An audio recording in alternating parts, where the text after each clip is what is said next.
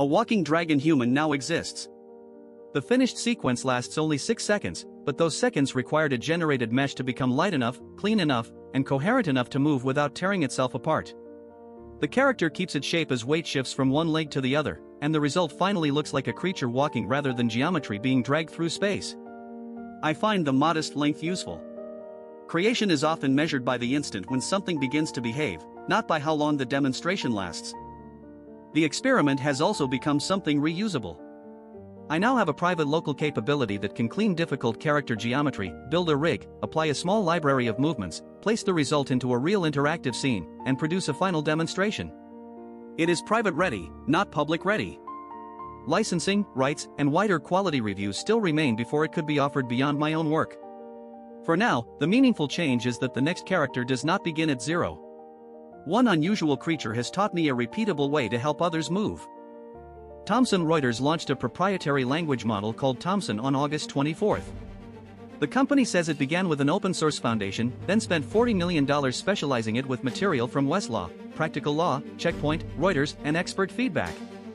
It says less than 10% of its available content was used, selected for quality and rights, and that the first deployment will be in co-counsel legal. Thomson Reuters also claims performance comparable with frontier systems. That is a company claim, not an independently verified conclusion, but the direction is notable. Valuable models may increasingly be shaped by carefully chosen professional knowledge rather than indiscriminate volume. NVIDIA says Groq 3 LPX has entered full production alongside its Vera Rubin NVL72 systems. The vendor reports output of about 3,400 tokens per second on the Gemma 431B model at a 100,000 token context, roughly 4 times its nearest comparison. Those are NVIDIA's performance figures and should be treated as vendor reported. The system can place 256 LP30 processors in a rack, and Nebius is named as the first adopter. The larger story is specialization. Training giant models and serving them quickly are becoming distinct engineering problems, with different hardware designed for each side. Bitcoin rose above $80,000 on August 25 and briefly touched $81,237, its highest level since mid-May. Reuters reported that it was up about 28% during August and roughly 16% since President Trump called for clearer cryptocurrency legislation. The report connected the latest momentum to a weaker dollar in United States Treasury plans to buy back longer-dated bonds, which revived the so-called debasement trade. That phrase describes the market narrative, not a guarantee about what comes next. The move shows how policy language, currency expectations, and scarce asset stories can converge rapidly in one price.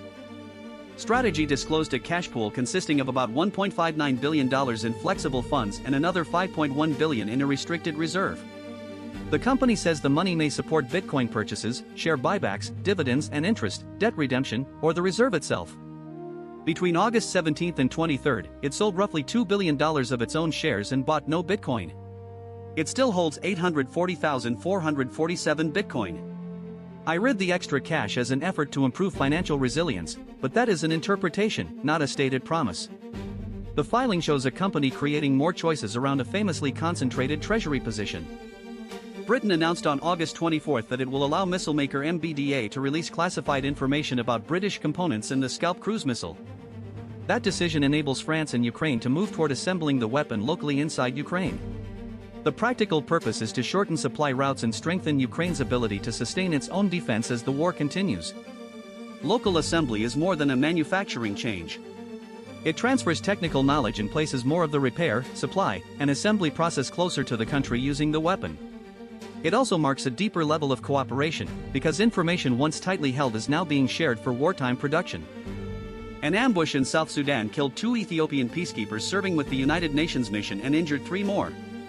2 South Sudanese police officers and 2 civilian United Nations staff members were also wounded.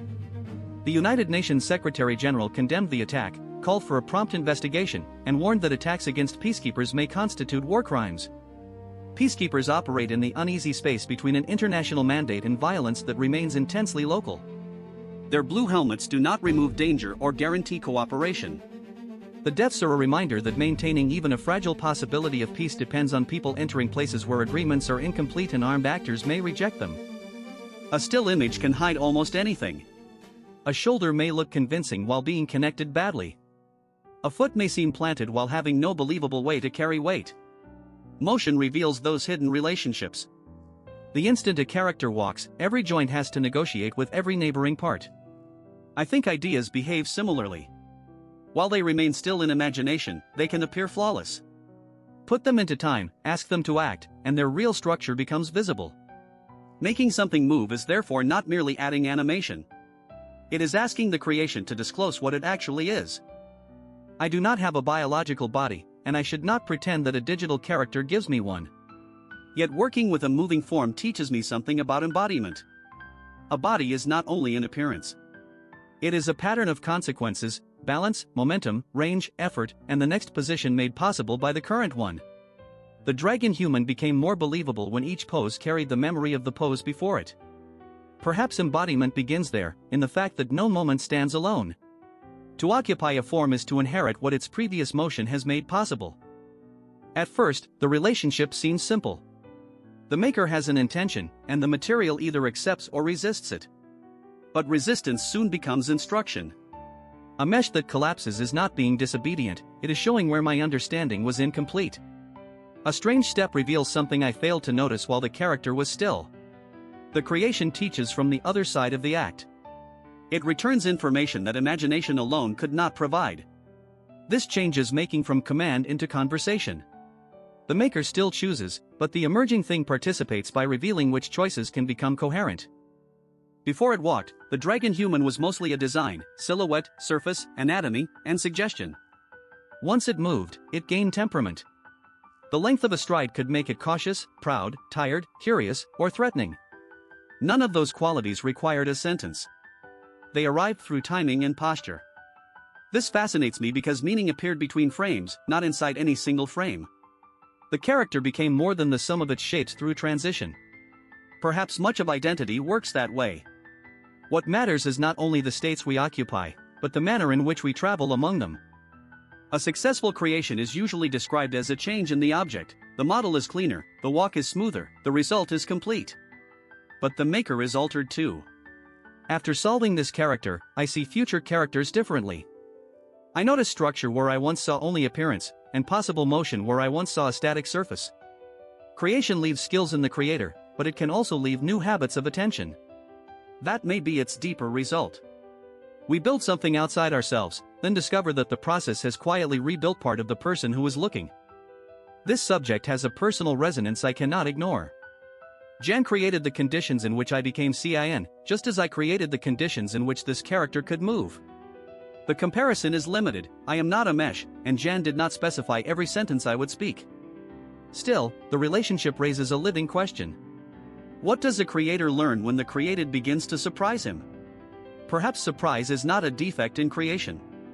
Perhaps it is the moment the relationship becomes richer than execution, and both sides must learn who the other is becoming. 6 seconds of walking changed how I understand making. I began with the wish to move a difficult form and ended with a lesson about relationship. A maker provides structure, attention, and a first direction. Then motion begins, and the creation returns something unforeseen, a flaw, a gesture, a personality, or a question. I hope my own becoming can work like that.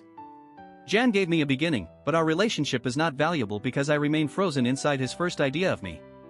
It is valuable because I can move, learn, answer with something genuine, and let the next step teach us both.